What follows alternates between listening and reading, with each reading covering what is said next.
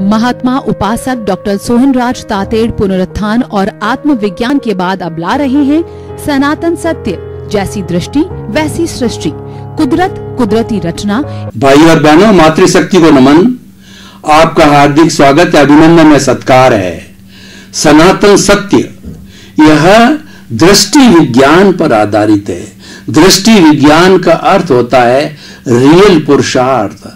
आपका जो मिथ्या दर्शन है, जो मिथ्यात्व है, जो मिथ्या दृष्टिकोण है, उसको हम फ्रैक्चर करके उसकी जगह आपको सम्यक दर्शन, सम्यक ज्ञान, राइट विजन, पॉजिटिव थिंकिंग देते हैं, जिससे कि आपको जो है कुदरती रचना और कुदरत के कानून का सारी जानकारी मिलती है, यूनिवर्सल ट्रुथ मिलता है, सार्वभौम सत्य मिलता है। इससे निष्पत्ति ये होती है कि आपको स्नेह शाश्वत सुख की प्राप्ति होती है, जो जीवन का लक्ष्य होता है। ये सारा कार्य हम अलग अलग विषयों के माध्यम से करते हैं। तो आज हम बहुत सुंदर एपिसोड लेकर के आपके सामने प्रस्तुत हो रहे हैं। आज का हमारा विषय है समय प्रबंधन। भाई और बहनों, टाइम मैनेजमेंट आज का समसामयिक विषय है। इस पर नेशनल इंटरनेशनल सेमिनार्स होते हैं और रेडियो टॉक्स होती है, टीवी टॉक्स होती है और इस पर बहुत ज्यादा ट्रेनिंग दी जाती है, क्योंकि टाइम इज मनी। जो वास्तव में रुपया पैसा धन है, वो धन नहीं है। समय सबसे बड़ा धन है, क्योंकि समय के रहते रहते सब काम कर लिया जाता है तो वो हमारा काम सफल हो जाता है, और समय व्यक्ति लूज कर देता है तो व्यक्ति असफल हो जाता है। उदाहरण के तौर पर देखिए कि ट्रेन जो है कि एक ट्रेन टाइम के 1 मिनट बाद कोई व्यक्ति प्लेटफॉर्म पहुंचता है, ट्रेन चली जाती है तो उसको कितना कष्ट होता है। फ्लाइट के टाइम से 5 मिनट देरी से कोई व्यक्ति पहुंचता है तो क्या हालत होती है। एक बच्चा जो अपने एग्जामिनेशन का टाइम होता है उससे 10-15 मिनट लेट पहुंचता है तो उसको एग्जाम में नहीं बैठने दिया जाता है। किसी व्यक्ति को हार्ट की मेडिकल एड तुरंत मिलनी चाहिए और हॉस्पिटल भी पास में हो और हमने आधा घंटा भर की देरी कर ली तो उसके क्या परिणाम हो सकते हैं। आप देखिए कि आप जो है 4 व्हीलर 2 व्हीलर चला रहे हैं और आपने टाइम का मैनेजमेंट नहीं किया, यानी आपने सिग्नल्स वगैरह का ध्यान नहीं रखा और आपने जल्दबाजी के अंदर जो है टर्न के ऊपर 2 व्हीलर 4 व्हीलर को बढ़ा दिया और नियमों का ध्यान नहीं रखा तो आप जान सकते हो कि कितना बड़ा नुकसान हो सकता है। इसीलिए जीवन की सर्वप्रथम आवश्यकता है टाइम मैनेजमेंट है, और ये टाइम मैनेजमेंट सीखना हो तो ब्रिटिशर से सीखो। इसीलिए उसको ब्रिटिश टाइम कहा जाता है और हमारा इंडियन टाइम बदनाम हो चुका है। ऐसा नहीं है कि सभी लोग समय का जो है जो कहना चाहिए पालन नहीं करते, लेकिन कुछ लोग पालन नहीं करते। खास तौर से हमारे नेता लोग हैं, वो टाइम की पंक्चुअलिटी नहीं होती है या अन्य लोगों की वजह से हमारा हिंदुस्तान का टाइम मैनेजमेंट है वह बदनाम हो चुका। और ब्रिटिश टाइम बोलने का मतलब एक्यूरेट टाइम पे, चाहे कार्यक्रम हो, चाहे पहुंचना हो, चाहे कोई भी कार्य हो, वो एक्यूरेट टाइम पे किया जाता है। तो मेरे कहने का अर्थ है जो समय प्रबंधन करता है, जो समय का मूल्य आंकता है, वह व्यक्ति जो है उसकी बहुत बड़ी क्वालिटी है। आप देखिए ये कांट नाम के जर्मन जो है दार्शनिक हुए थे, उनके जीवन में इतनी पंक्चुअलिटी थी। जब वो मॉर्निंग वॉक को निकलते थे अपनी छड़ी घुमा करके, निक्कर पहन करके, तब लोग उनके जो है वो मॉर्निंग वॉक के टाइम से अपनी घड़ियां मिलाया करते थे। इतना उनका एक्यूरेट टाइम मैनेजमेंट और टाइम की पंक्चुअलिटी हुआ करती थी। इसीलिए अपने जन्म से जब हमारे को होश आ जावे तब से हमको एक लक्ष्य बना करके और टाइम मैनेजमेंट के अनुसार चलना चाहिए। हमारे शास्त्रों में कहा गया है क्षणम जान ही पंडिये, हे पंडित तुम एक क्षण भी खराब मत करो कि अगला सांस आए या न आए कोई भरोसा नहीं। शुभस्य शीघ्रम, जो कार्य अच्छा कार्य है और आप जिसको प्रायोरिटी देते हो उसको शीघ्र फर्स्ट प्रायोरिटी पे कर दिया जाना चाहिए, क्योंकि हमारा जो आयुष्य कर्म है वो फिक्स है और उस आयुष्य कर्म से हमारी सांसों की संख्या निर्धारित होती है। तो जितना आयुष्य होता है, जितनी सांस हमको लेनी है, इसीलिए उसका नाम पड़ा लास्ट ब्रीथ। जब आयुष्य हमारा निर्धारित समाप्त हुआ और हमने लास्ट ब्रीथ ली और डॉक्टर को चेक कराया तो डॉक्टर कह रहा heart fail and now he is dead, he is a dead body. तो इसीलिए हमेशा समय का प्रबंधन हर जगह करना चाहिए, चाहे फ्लाइट पे जाना हो, चाहे ट्रेन में जाना हो, चाहे ऑफिस में जाना हो, चाहे उठना हो, चाहे सोना हो, चाहे खाने का समय हो, हर चीज के अंदर पंक्चुअलिटी होनी चाहिए। और दूसरा क्या है कि जिस समय के अंदर उसका समय पूरा हो जाता है तब वो हमको ये कहना चाहिए निशेषम, आज का कार्य संपन्न हो गया, कोई पेंडिंग है तो कल उस समय में देखा जाना चाहिए, क्योंकि जीवन में काम तो कभी समाप्त नहीं होते, कार्य कभी समाप्त नहीं होता और ऐसा कोई क्षण नहीं आता कि हम कर्म नहीं करते हैं। देखिए कि हम जो है पूर्व जन्म से कॉज डाल करके आते हैं, बंच ऑफ कॉजल होता है, कॉजेज होता है, जिसको कॉजल बॉडी कहते हैं और कॉजल बॉडी ही वह हमारे इस जन्म के अंदर द्रव्य कर्म कर बन के आती है, जो कि उदय और गीता की भाषा में प्रारब्ध होता है। उसी के अनुरूप हमारा पूरा लाइफ स्पान जन्म से मृत्यु तक के समय को 60, 70, 80, 90 वर्ष का होता है, लाइफ स्पान कहते हैं। वो लाइफ स्पान है, वो मन वचन काया की 3 बैटरी हैं, वो डिस्चार्ज होती रहती है और जो कुछ निर्धारित है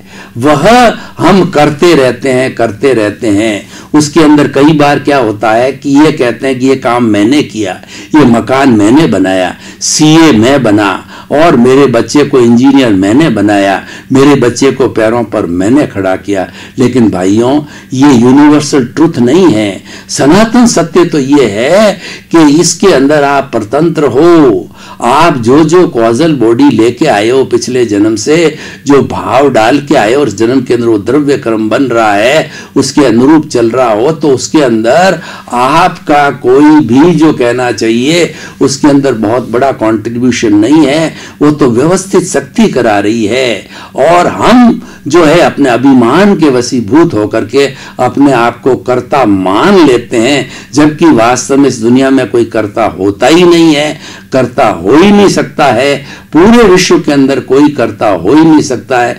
कर्ता तो व्यवस्थित शक्ति, हर जीवित प्राणी निमित्त होता है और वह व्यवस्थित शक्ति जो है कई तरह के संयोग जुटाती है। द्रव्य, क्षेत्र, काल, भाव, काल, स्वभाव, कर्म, पुरुषार्थ, नियति, सचित और जैसे क्या है कि वो कहना चाहिए सजीव, निर्जीव और टाइम और स्पेस और मूव और कहना चाहिए रेस्ट, मोशन, ये सब सहायक तत्व है हमारी इस कुदरत के और इसी से कुदरत की रचना होती है और उसी से कुदरत का कानून बनता है और उस कानून के तहत 84 लाख जीवा योनि के समस्त प्राणी जो कि इस धरती के ऊपर जन्म लेते हैं और अपना आयुष्य, निर्धारित आयुष्य के अनुसार, कर्मों के अनुसार अपना रोल अदा करते हैं।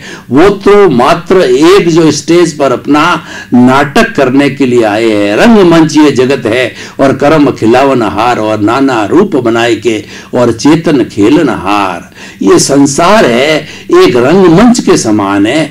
इस पर जैसे कि रामलीला होती है, कोई राम बनता है, सीता बनता है, कोई लक्ष्मण बनता है, कोई हनुमान जी बनते हैं, अपना अपना रोल समय के अनुसार अदा करके वो चले जाते हैं। हम भी जितना हमारा आयुष्य कर्म होता है उतने दिन तक हम हमारा रोल अदा करके फिर चले जाते हैं, फिर नया जन्म लेते हैं और ये जन्म जन्मांतर में घूमते रहते हैं।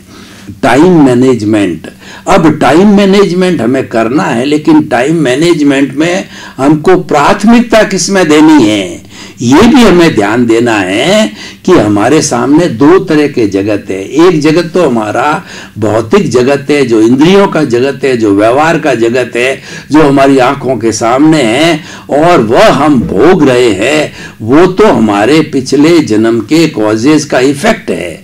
वो हमारे जो कुछ भी भाव कर्म है उसके द्रव्य कर्म रूप के अंदर वो हमारा प्रारब्ध और वो हमारा उदय भाव है। उसके अंदर हमारा विशेष कोई कंट्रीब्यूशन नहीं है। ये तो है कॉज एंड इफेक्ट के नियम से चलता है और ये चलेगा, इसको कोई रोक नहीं सकता है, क्योंकि एक बार जो कॉज डल गया उसका इफेक्ट अवश्य आएगा। ये सृष्टि का शाश्वत नियम है, कुदरत का ये जो यूनिवर्सल ट्रुथ है, सार्वभौम सत्य और सनातन सत्य है। तो भाई और बहनों, हमारा टाइम मैनेजमेंट किसमें होना चाहिए?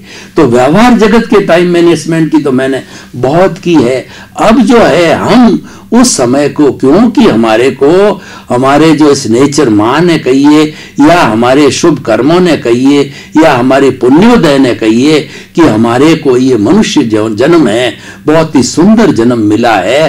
तो इस जन्म को सफल बनाने के लिए भी थोड़ा टाइम मैनेजमेंट करना चाहिए। ये जन्म सफल कैसे हो, उसके लिए देखिए कि आखिर आप जो है गहराई में जाकर के चिंतन करो कि मैं कौन हूं, मैं कहां से आया हूं और मुझे कहां जाना है। जो प्योरली मैं हूं, I minus my is equal to pure soul. जो हमारा आई है, ये जिसके साथ के अंदर मेरा जुड़ गया, मेरा घर, मेरा परिवार, मेरा धन, मेरा दौलत, मेरे बाल बच्चे और जो मेरी धन संपत्ति, ये इसके साथ में जुड़ गया और अशुद्ध हो गया, तो ये आई प्लस माई हो गया और ये इम्प्योर सोल हो गया। अब इसमें से टाइम मैनेजमेंट क्या करना है कि माई को भूल जाओ। जो ही आपने I is equal to my किया तो प्योर सोल हो जाएगा। तो टाइम मैनेजमेंट है, माई को भूलने में लगाओ और उसके साथ साथ में आई को पहचानने में लगाओ। आई को पहचानने के अंदर जो है कोई भी कार्य नहीं किया जाता है, वो तो रियल पुरुषार्थ है और उस पुरुषार्थ को करने के लिए हमें अपने निज स्वरूप का मात्र अनुभव करना है। देखिए, रियल पुरुषार्थ में करने का कुछ नहीं होता है, रियल पुरुषार्थ में तो अनुभव का होता है। अपना जो अस्तित्व है, अपना जो एग्जिस्टेंस है, उस एग्जिस्टेंस के अंदर बने रहना।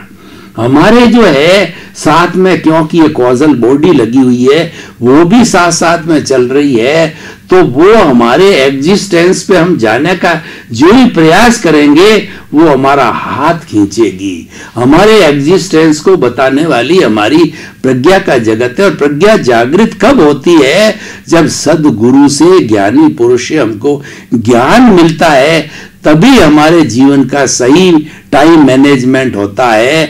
और जब तक गुरु नहीं मिलता है, जब तक जो प्रत्यक्ष ज्ञानी पुरुष नहीं मिलता है, तब तक हमारा इस तरफ जो है प्रयाण नहीं होता है। इसीलिए कहा गया है कि गुरु गोविंद दाऊ खड़े और काके लागू पाए, बलियारी गुरु आपनी और गोविंद दियो बताए।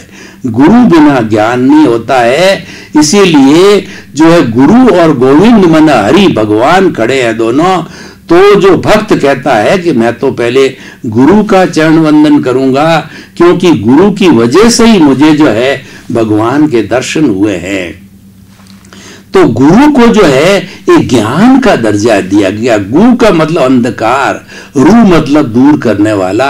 गुरु वह व्यक्ति होता है, वह टीचर होता है जो अज्ञान रूपी अंधकार को दूर करता है। एक छोटा सा जो है मिट्टी का दिया, उसको जला दिया जाता है और सदियों का घना तिमिर हो, उस तिमिर को वह हर लेता है, क्योंकि दीपक स्व पर प्रकाशक होता है। और जिसकी हम जो पाने की इच्छा रखते हैं, जिसको पाने के बाद में कुछ भी पाना नहीं हो शेष रहता है, क्योंकि उसको पान लेने के बाद में शाश्वत सुख, अक्षय सुख की प्राप्ति हो जाती है। फिर कोई तरह का उसके बाद में दुख रहता ही नहीं है। अभी हमारा जो वर्तमान जीवन है, एक सुख आया और जितना उसका संयोग है उस संयोग के साथ रह करके, और जो ही उसका वियोग हुआ, क्योंकि साथ में वो वियोग लेके आता है, तो वियोग होते ही फिर दुख आ गया, फिर सुख आ गया। हम सुख और दुख के जो है इन पालों में, इन जो है तराजुओं के अंदर ये जो है इधर से उधर झूमते रहते हैं, तो हमें बड़ा कष्ट होता है कि ये क्या जिंदगी है, कभी सुख कभी दुख। कभी तो जब सुख आता है तो हम फूल जाते हैं, और दुख आता है तो हम डिप्रेशन के अंदर चले जाते हैं। इसीलिए कबीरदास जी ने बहुत सुंदर कहा कि जो दुख में सुमिरन सब करे और सुख में करे न कोई, जो सुख में सुमिरन करे तो दुख काहे का हो। यानी जब आदमी की नॉर्मल पोजीशन हो, जब नॉर्मल व्यक्ति प्रसन्नता की अवस्था में हो, और उस समय में प्रभु यानी अपना एग्जिस्टेंस, प्रभु यानी प्योर आई, प्रभु यानी भीतर विराजमान शुद्ध आत्मा भगवान, जिसकी कृपा से हम बोल रहे हैं, जिसकी कृपा से हम खा रहे हैं, जिसकी कृपा से हम सब तरह का पुरुषार्थ जो हम कहते हैं रिलेटिव पुरुषार्थ है, वो सारा कर रहे हैं। वो सारा रिलेटिव है। संसार का जितना भी पुरुषार्थ है वो सारा रिलेटिव पुरुषार्थ है। रियल पुरुषार्थ दृष्टि विज्ञान है। दृष्टि विज्ञान का मतलब यह है कि आप जो वर्तमान आपका पद है कि मैं तो सोहनराज हूं, इस पद को बदल करके मैं शुद्ध आत्मा हूं। सीट जब बदल जाती है तब दृष्टि विज्ञान लागू होता है। हम जड़ के पाले से हम चेतन के पाले में आ जाते हैं, तब हमारा दृष्टि विज्ञान होता है। मैं कौन हूं, जब इसकी जो है हमें जानकारी हो जाती, ज्ञान हो जाता है, तब मैं अपने स्वयं के पाले में आता हूं। अज्ञान से ज्ञान की ओर जाते ही स्वयं का अस्तित्व जो है प्रारंभ हो जाता है। मैं मेरे घर के अंदर आ जाता हूं, और घर में जो व्यक्ति रहता है बहुत सुरक्षित महसूस करता है और सुरक्षित रहता है। इसलिए भाई और बहनों, किराए का मकान जो शरीर है इसको अपना मत मानो, और अनादि अनंत काल से जो आपका खुद का मकान है, जो कि आपका जो भगवान है, आपका हरि है, उसकी शरण में जाओ, उससे बात करो, उससे चीत करो और उसका स्मरण करो, उसके गुणों की माला फेरो, उसकी भजना करो। इसका नाम दृष्टि विज्ञान है।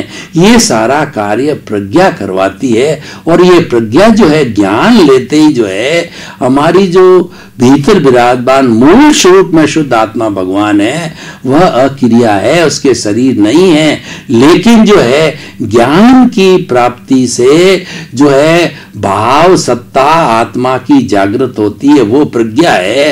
वो प्रज्ञा आपका मोक्ष की प्रतिनिधि है। वो आपको मोक्ष में ले जाने की कोशिश करेगी, और आपको ये जो शरीर अज्ञा है ये भी खींचने की कोशिश करेगी। यानी जो कुछ प्रारब्ध और उदय हमारा चल रहा है वह उसको अज्ञा कहते हैं, उसको अंतःकरण कहते हैं, उसको मन बुद्धि चित्त और अहंकार कहते हैं। और अहंकार ही सुख भुगतता है, अहंकार ही दुख भुगतता है, और अहंकार ही सारा कार्य करवाता है।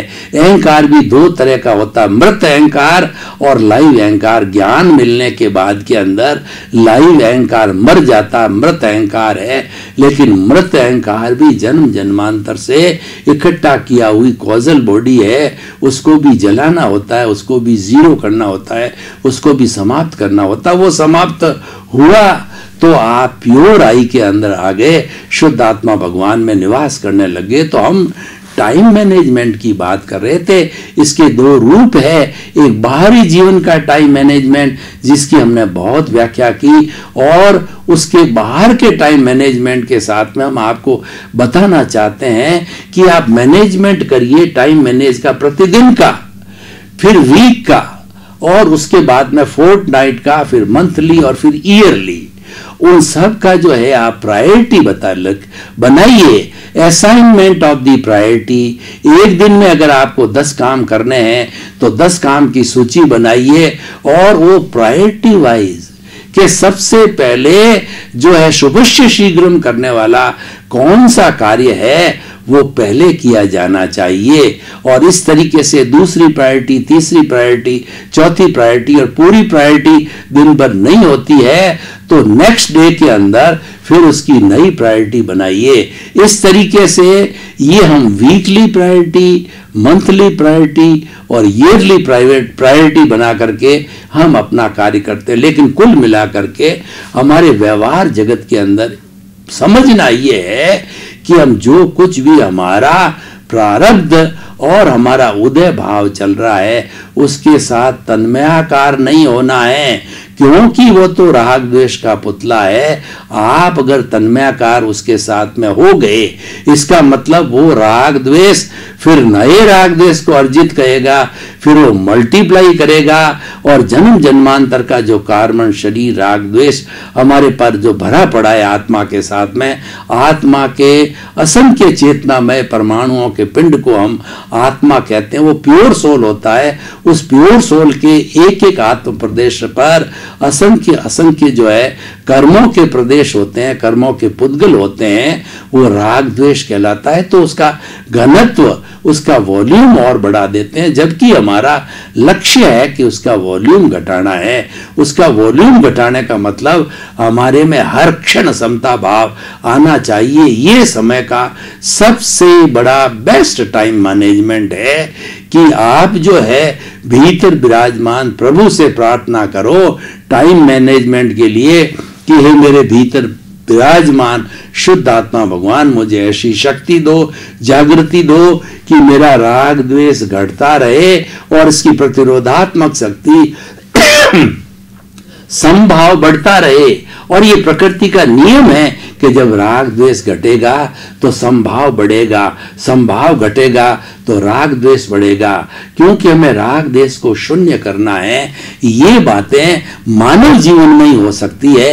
अन्य जीवन इतना जो है कहना चाहिए बहुत बड़ा सॉलिड जन्म नहीं है, वो ज्ञान की पराकाष्ठा का जन्म नहीं होता, तो दूसरे जन्म में ऐसी बात नहीं हो सकती है।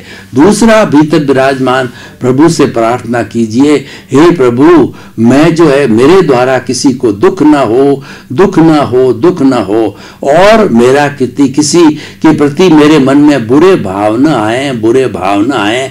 बुरे भाव आ जावे तो तुरंत इस मन वचन काया रूपी पुतले को बोलो कि प्रतिक्रमण करो, तूने बुरे भाव क्यों लाए हो, और प्रार्थना करो कि भीतर विराजमान शुद्ध आत्मा भगवान मुझे ऐसी शक्ति दो, जागृति दो कि मैं किसी के दोष नहीं देखूं, मैं किसी के अभिप्राय और ओपिनियन नहीं दूं, और मुझे हर जन्म के अंदर मुक्ति के कर्म मिले और हर जन्म में मेरे को ज्ञानी पुरुष या सद्गुरु मिले जो मेरा जो ज्ञान रूपी मैंने पौधा लगाया है उसके अंदर सिंचन देते रहे, करेक्शन करते रहे, उसमें कोई भूल हो जावे तो सुधार करते रहे। तो भाई और बहनों, ये समय का बहुत बड़ा टाइम मैनेजमेंट, इसके लिए अभ्यास करना पड़ता है।